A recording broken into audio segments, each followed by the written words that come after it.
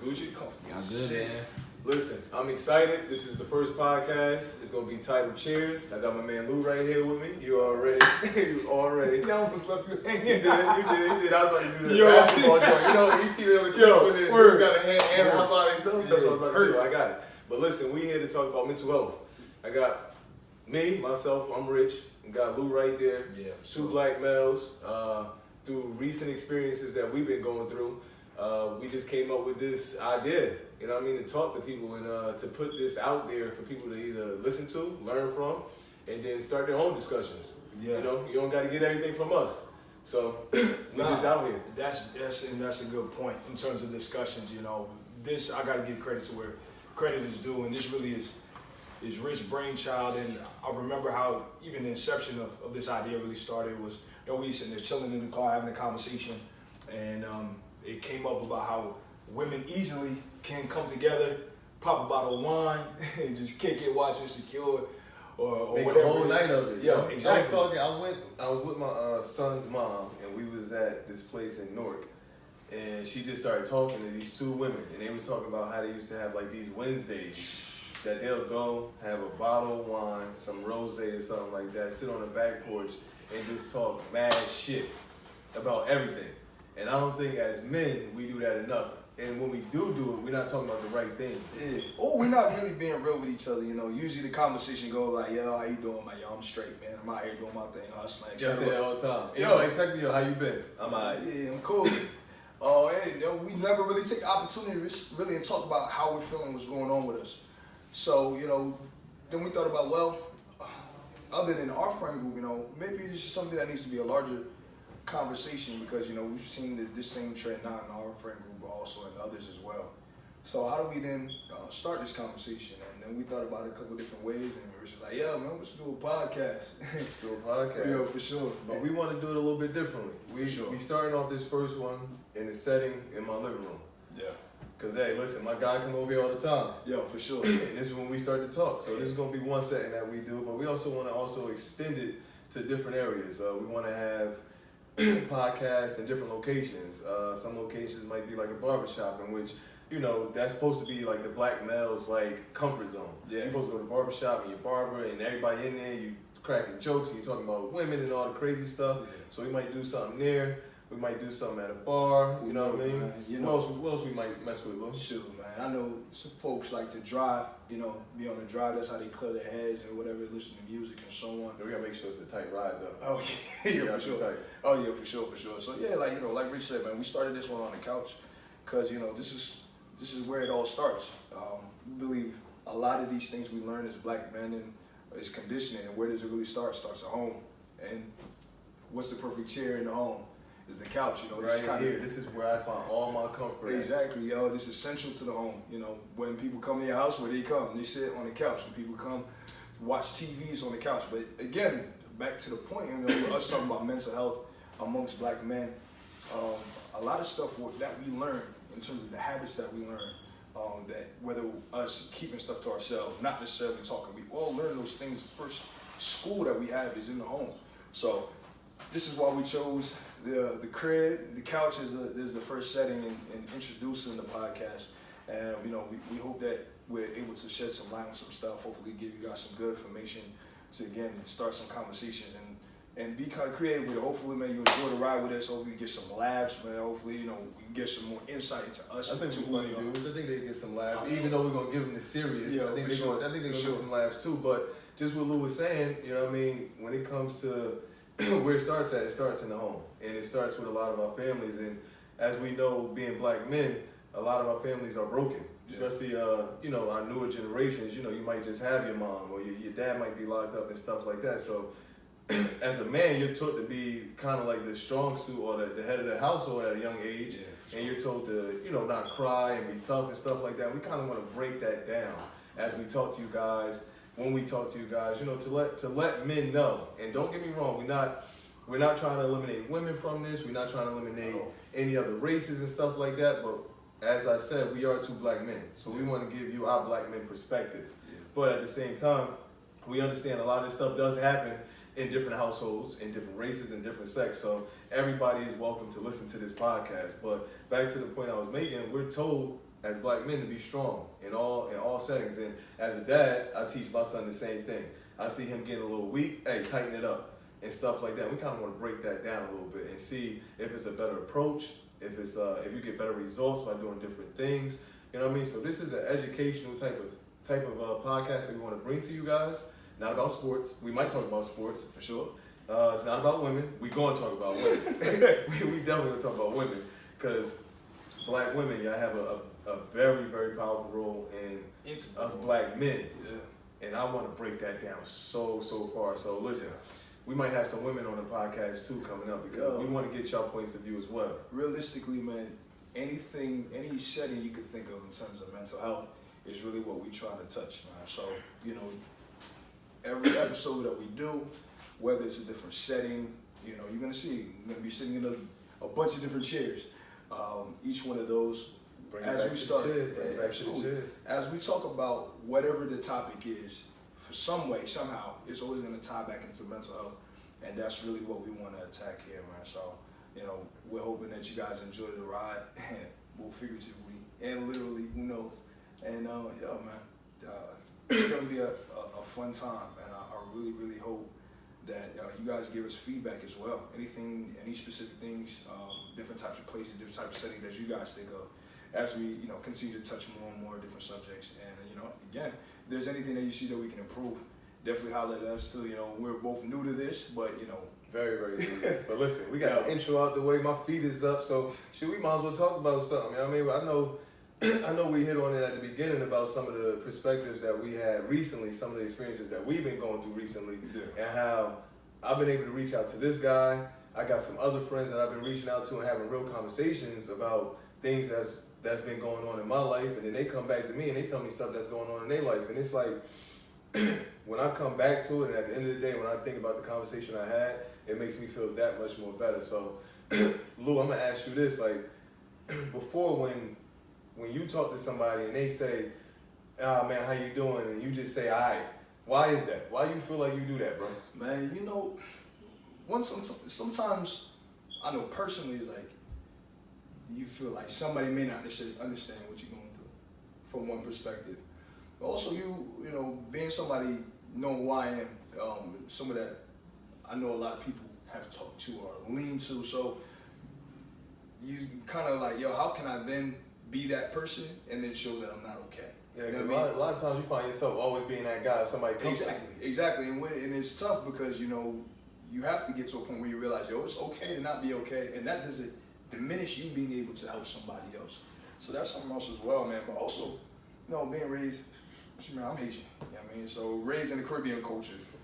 Always got to throw the Haiti thing out. No, of course I'm American. I'm American. Bless you. There you go. Right, God bless you. Yeah. Well, yo, really, in the Caribbean culture for sure, man. Definitely being a young man, you're definitely raised to, hey, look, you don't necessarily talk your business. You know, you handle however you got to handle, and you be all right. You know, it's always been, you're all right. It's not that bad. You know? It's never that bad. It's not that bad. If it's not broken or if it's not bleeding, I don't want to see no tears. You know, that was the number one thing I heard coming from my mom as growing up. Yes. Hearing that, you know, you talk to somebody asks you, are you never really think to really go in depth. You know, that question is kind of like a frivolous question. It's kind of a formality when you ask how somebody's doing. You know, yeah, because you know everybody gonna say, I'm alright. You know, life is life, or something real general, which pisses me off. Like, everything happens for a reason. That's, word. If you ever use that on this show, bro, I'm gonna kick you off. I hate that saying. Like, I don't want to hear that saying. Please, keep that out of here. I hate that saying, but listen. Yeah. When you were saying that, it made me think, growing up with just a mother, do you think that women that gotta raise men overcompensate sometimes? And try to make them stronger than what they really need to be? So, for me, it's a little bit interesting, right? Because for me, it's multiple generations of them. Mm-hmm. So, my grandmother pretty much raised 8 kids by herself. So that's what the women, and so my mother and my aunts, that's what they saw. Mm-hmm. And then, unfortunately, a lot of, the marriages of my mother, for instance, and my aunts didn't work out. So, they already just assumed the role that they saw their mother do. So it wasn't that necessarily they're overcompensating. It's just like, yo, this is just what we've done. But for them, the mantra has always been, yeah, we just got to do whatever we have to do to make sure the kids are good. And sometimes it didn't necessarily mean nurturing to, in terms of your son, that aspect of his emotional side. It was really like, yo, from a practical aspect, this is what you need to do, this is how you need to be, and for you to be able to navigate in this world. And especially being in America, being a black man in America, you know, you're already kind of seen as a threat. So they always just tell you, well, you need to be able to act a certain way or not be able to show much emotion. Because sometimes you get upset, you get angry, you get, you know, you're hurt or whatever. But it was like, well, to make sure that you'll be able to navigate in this world in a way that's going to be. But then, do you think we cultivate that way of navigating in this world by telling people you can't speak on it or you shouldn't be weak or things like that? You know what I mean? Because that's kind of putting us in reverse. You know what I mean? You telling somebody, hey, you need to be this type of way to get through life and get through as a black man in America. Because we know it's some potholes and some detours and stuff that we gonna go through every day. Some things that other people, they don't have to go through. You know what I mean? Sure. But then at the same time, when you're telling us, hey, be tough, don't cry, don't, you know what I mean, don't do this, don't do that, is that really helping us or is it hurting? I mean, look, to be honest, I don't know, man, because I think in certain situations it helps, in certain situations it doesn't. One thing for everybody that's listening and you pay attention, you hear us, when we say we don't know, if you can give us some feedback through social media, whatever the case may be, please do that. Because like we said, we ain't gonna have all the answers, but we want to open up this platform for people to talk. Yeah, had a conversation, man. Because I know we're gonna learn so much from the audience. And hopefully the audience, you get something from us, and that's how you keep coming back, and we'll keep coming back together. But in terms of like, you know, talking about not having the answers, for me, this is also one of the reasons why I started going to therapy. Which that's big right there, bro. Don't just pass over the fact that I was therapy, about to get into that. That's deep right there, bro. Because, you know, when did you start? I started this year. Okay. I started this year. You know, that was after having a tough year last year, and then the whole year, like you went a whole 12 months. Oh my gosh, yeah, it was a rough. It was a rough 12 months. But being able to then, you get to a point where you figure out like, yo, what am I going to do? Am I going to let this consume me, or I'm going to figure out a way to get through this? And then when you figure out, well, you decide, all right, I got to get through this. What are the steps I'm going to take to get myself through this? And that's when you start trying to think about stuff about yourself, and you're trying to figure out, damn, yo, why am I feeling this way? Why did I think like me being able to react this way, for instance, by being able to hold stuff in? As long as you feel. My question to you, before you went to therapy, what was you using to get you through, to help, you know, deal with the issues and problems that you was having? Honestly, I'm a busybody, right? So I would like, really just focusing on like the company that we have, man. Shout out to Forgotten Society Entertainment. Okay, Society, we out there. Yeah, but staying real busy with that. Okay. Fitness, man. You know what I'm saying? Like, I'm gonna go to the gym. Alright, so you bigged up Haiti. Now you want to show that you got a body? Oh like, my gosh, okay, bro. this is what we know. doing. I ain't do all that. No, but I'm saying all this. I really hate you, yo. Yeah, but these are different things. I mean, also at one point I was drinking a lot. You know, I would wake up and I'm like, because you know I had lost my job is one of the things I was going on. Yeah. I'm sitting there. I mean, I got time. I got sitting there with myself, sitting with my thoughts. I mean, that's something we'll get into too. You know, being able to sit with your thoughts. And your thoughts start to consume you, and you don't know how to handle them. You don't know what to do, and then you're like, yo, maybe I want to silence them. You know, maybe because I'm so used to suppressing this stuff. And it's not even like you thinking, like when you thinking of alcohol, it's not like, oh, I know alcohol is going to silence my thoughts. It's just like, you know what I mean? Like, I'm going to just go ahead and drink, and then you know that it's going to give you an effect on your body to where now you ain't thinking as much as you was. Now you just cruising through the day. Exactly. You get that cruise effect. It's a good feeling. Yo. But I mean, not the mask what you're going through. Exactly, because you know it really never. Because then what happens when that feeling is gone? You're gonna re-up. Exactly, you right back to your issue. So, you know, being able to go, you know, step into therapy really to figure out those I don't know questions, and then figure out more deeply what are the roots of those in terms of the things that are kind of like the root to my behavior. why I'm acting this way. So it was a lot of whys I had to ask to be able to get to the I don't know why answer. So, well, not to leave you hanging, because I definitely started up therapy as well this year, for sure. And we definitely had that conversation. Yeah, most definitely. And it was like, man, bro, like, dang, you about to go there? I'm doing the same thing. I mean, that was something that's when it started to click to me about having these discussions, because I wouldn't have knew that. You know what I mean? If one of us ain't take that forward, yo, bro, I had to go see a therapist. Yo, word, I'm doing the same thing, and now it made me feel comfortable. Yeah. It made me feel comfortable with saying, you know what, I go to a therapist. Exactly. Now I can share with people like, yo, I go to therapy, you know what I mean? And it helps me do this, it helps me do that. And more than anything, it just let me talk to somebody. Yeah, man, mind you, I had anxiety calling the therapist. Yo, what? I was calling the therapist. I had anxiety going through my job listing and calling the insurance company like, yo, can you send me like a list of like providers that's in network or something like that? Because I'm not paying that out of network. That's not going down, right? Yo, not going down. Still about to call it. Promise you. No, but I remember calling and then she didn't pick up, so I had to leave a voicemail. No, but then you give yourself like an excuse. Like, I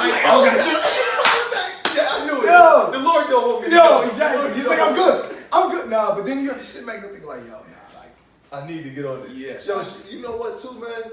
Yo, I had a friend, bro, that's in like that field of like clinical therapy and stuff like that, and she helped push me to get that therapist. Like, I actually sent her the list of my like that they gave me, and she picked out like some people for me to go call, and I was like, you know what? Because it was an intimidating list, like 30 different people they told me I could call. She's 30. I had pages. I was like, But shout out to her, yo, because you know what? She don't owe me nothing. Yeah. But that's what we be needing from women as black men. Just to be there for us when we kind of weak, you know what I mean, bro? Like, it's not too many times that we gonna show you that we weak, but you know, they gotta have that sense, that sixth sense. Like, just that sixth sense, man. We have to be comfortable enough to be able to open up, right? Because I think once we do that, then we start to break down. Okay, I got a question for you then, because now you got me going. You got me going now because you say I was raised by a mother. So was I. I was raised by a mother, and my mom never really had those talks with me. You know what I mean, sex talks she ain't never had with me. Mm-hmm. She put my brother on it. She was like, Audrey, go make sure that, you know what I mean, Rich, I think he having sex now. I probably wasn't. I don't even know. My mother just said, don't have sex because the Lord don't want you to until you're married. See, at least it came from your mom, though. My mom told my brother, she was like, listen, go talk to Rich. You know what my brother told me? He said, yo, you using condoms? I lied. I said, yeah, I'm using condoms. And that was it. That was the conversation. That was all. But when you say that we gotta open up, like my mom never was open with me like that. We never really had deep discussions to where I felt comfortable going to my mom and stuff like that. So I just think that it translated to the next women. Now that I'm an adult and I deal with women in a relationship, it's kind of hard for me to be like, yo, hey, I'm going through this, or how was your day at work? My day sucked at work, but I'm not gonna tell you that. I'm gonna come home and be like, yeah, everything was cool. Yeah. You know what I mean?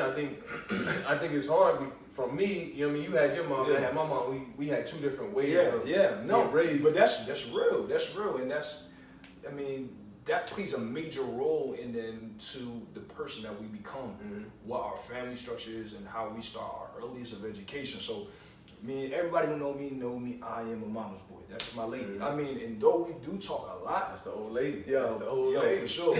But even still, certain conversations we didn't necessarily have because, at some points I saw my mother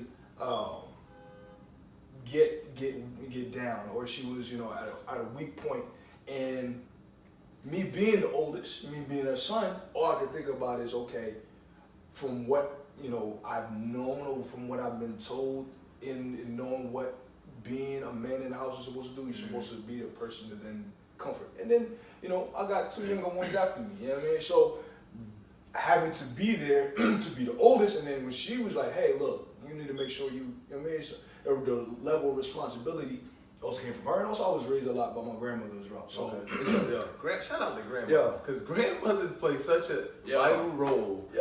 In my earliest years, I was raised with my grandmother. My mother was still in school while I was, still being. So my grandmother, off rip, was telling me like, yo, look, little man, 7, 8 years old. Yo. You know, grandma OG, so she gonna keep no it filter raw at all. No Raw. filter at all. You know, no filter. I know that's right. Listen, because I had the same type of situation in which, like, my mom, I'm the youngest. Like, you the oldest, I'm the youngest. Yeah. It's crazy. Like, it's crazy. Like, some of the similarities we got, but then the opposites too. Completely, yeah. So I was the youngest. I was baby, so everybody, you a mama's boy, I don't care, whatever. You know what I mean? That's my mom's. Like, that's my lady. Like Exactly. you said, that's my lady. Like, don't come at me for being, like, you're supposed to appreciate your women. Absolutely. You know what I mean? Like, who gonna sit here and say, oh, they don't love their mom? Yeah, exactly. She come before everybody. Absolutely. But, you know what I mean, being the youngest, I felt like how you felt being the oldest, but just in a different way.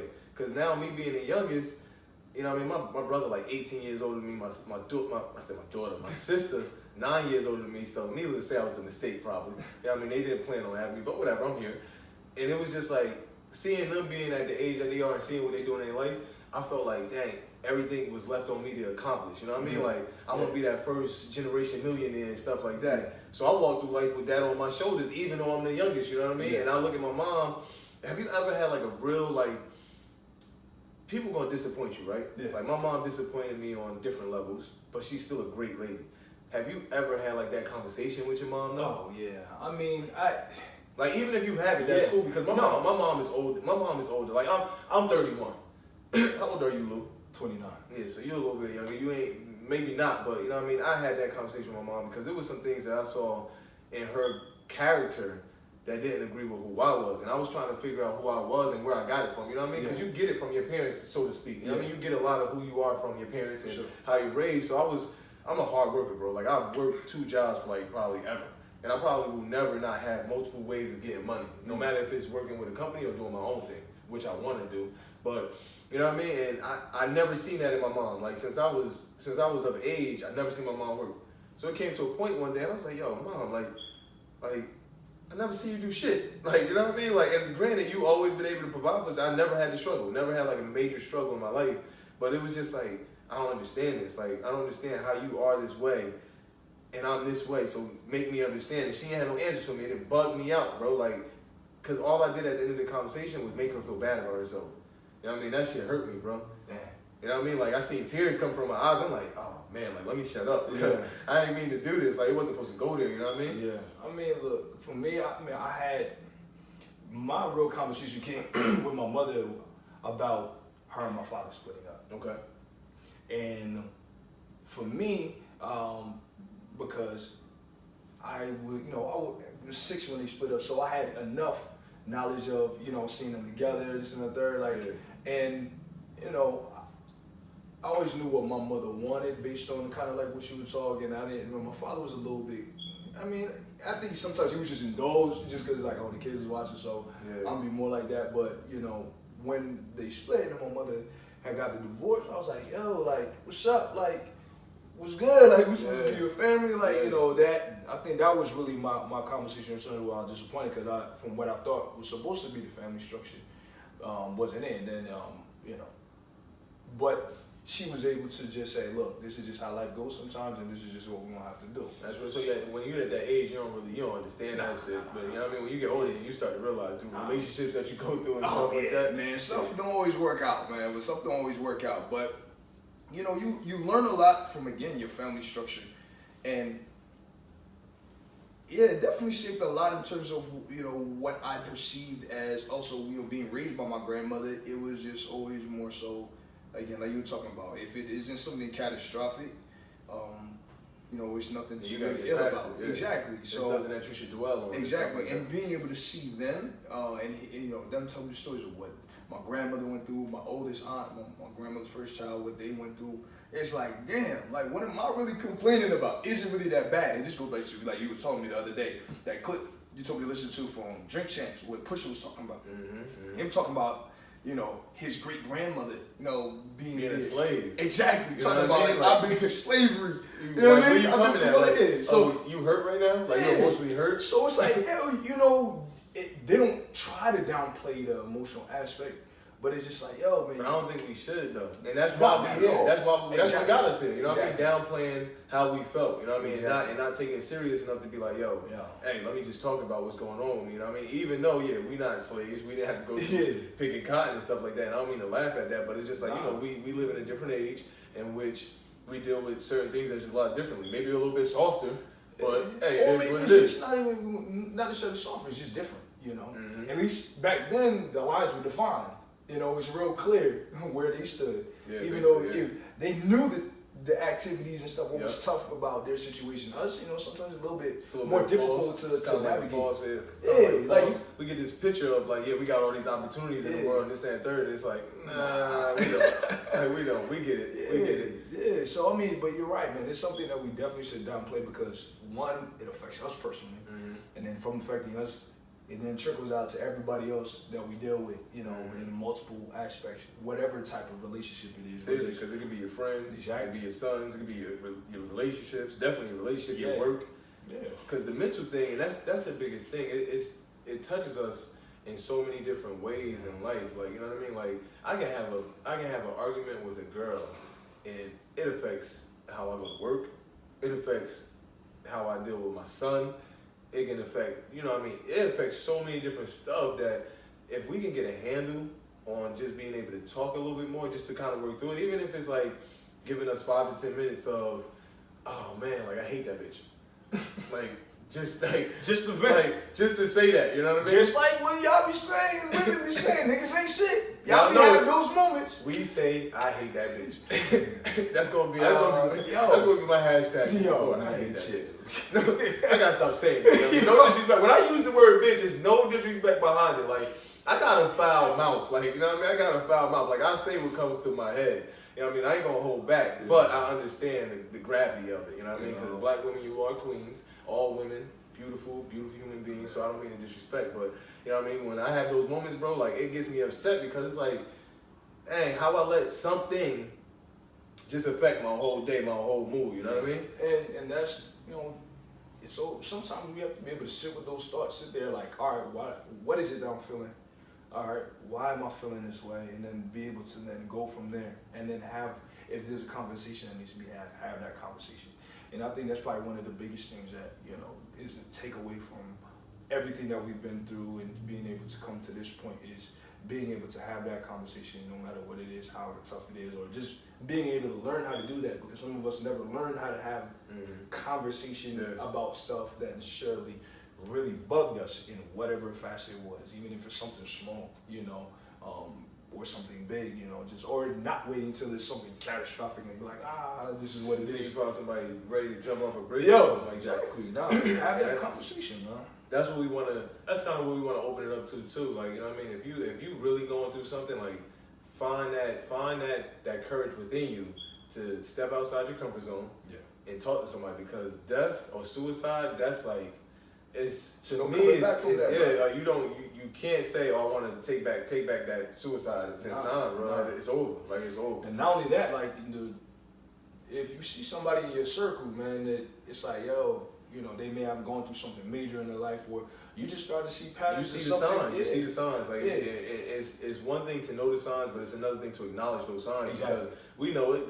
You might not see them like a picture on Instagram in like 3 months. It's like, hold up, this is not that person, or they ain't post something, or you ain't hear from them and stuff like that. Like, the signs to the people that's around you. Or events that they generally that they gonna be at or something like that, or they say I'm not coming out. Yeah, talk to them, find out what's going on, man. So not only be the person that finds a way to talk, but also be the person that can bring somebody to the table to allow them to be free. Yeah, and it's been, I remember about a month ago, we went to T-Spot and ended up having about 3 or 4 homies there, and it just sparked up a conversation. And we got into, you know what I mean? You just got into stuff, you know what I mean? And it was crazy because we was talking about stuff, and then you would hear them say, yo, me too.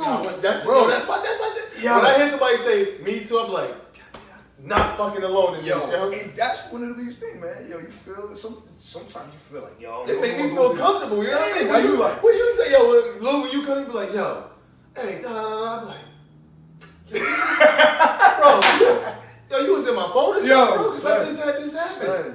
It's crazy. We all go through some of the same stuff. We all go through it. Yeah, but That's why. Never be afraid to have that conversation. Check them on, not just your friend that may be feeling iffy, man. Check on your strong friend. Check on that friend that's always the one that's listening. Because sometimes, they need to be listened to as well, man. But listen, before we get out of here, though, bro, like, you mentioned that you Haitian. You mentioned that you be in the gym. And you got your ice on, like, you know what I mean? You came with the chain on, you know what I mean? Yo, like, what's up, bro? I gotta come harder next time, bro? Bro gave me the little Haiti chain. Nah, I gotta come harder next time, bro. Because listen, you got I've been in the gym. I've been in the gym. You got real that. Oh, I've been in the gym. For all my celebrities, I've been in the gym, all right? Yo. So, you know what I mean? If you ever catch a podcast and I got on one of the muscle shirts like I'm on Venice Beach, all right, you're going to see these. You're going to see all this, all right? And I'm going to put my ice on, too, next time, yo. All right? I'll put my ice. Tuck your chain, bro. Tuck your chain, bro. Oh, my God. But listen, before we do get out of here, we want to talk about how often you can hear from us and then what we're going to be doing moving forward in the future. We want to go ahead and we want to make sure that we have a social media page, an Instagram page. I know, Lou, you want to do the whole vlogging thing and have some stuff on YouTube and stuff. Yeah, so, like, you're going to be able to catch us both on iTunes and be able to catch the footage on YouTube as well. Yeah, so we want to give you guys a couple different ways to check us out, whichever is your flavor. And then when it comes to hearing from us, hopefully it'll be as often as y'all kind of want it. You know what I mean? You give us, if we filling in from the people, we're going to give you more and more content. But at the beginning, it's going to be every couple of weeks you're going to see some stuff that we put out there. We're going to do more segments in which is like broken down on topics and things of that nature. Yeah. Today we just wanted to get that intro in there. I didn't even expect for us to get into the conversation that we not had, at all. But it was good, you know what I mean? And that's what it is. You know what I mean? When I'm with this dude right here, man, it flows. Yeah. And we want you to have that real. We want you to get that real. And there's going to be other people that we bring along to, just come in and talk as well, females, males, whites, black, Asians, Indians, whatever it is, we want more people to be involved as well, but this is the core right here, because this is my guy, and this is who we started off with. But like I said, we don't want anybody to feel like you're not included in this. Yes, we're black men, and yes, we're going to talk about black men, and we're going to talk about our perspective, because we want to give black men this wealth, and we want to make sure that we're healthy, but we love our women, we love white people, yellow people, red people, green people, you know what I mean? Blue purple people, because we so damn dark. Yo, niggas is trash. That's disrespectful, yo. Yo. Well, you got anything else that you want to do? Nigga. All right, bye then. Walk away. Walk away. I can do this by myself. All right. Special thanks to my man T. Came over, held it down. You know what I mean? We never going to put him in front of the camera because he light skinned. Because he butter. That boy's butter. Yo, what's wrong with you? Hey, no, real talk, man. Yo, hopefully you enjoyed this. Hey, man, more to come. Seriously. All right? Later. For sure.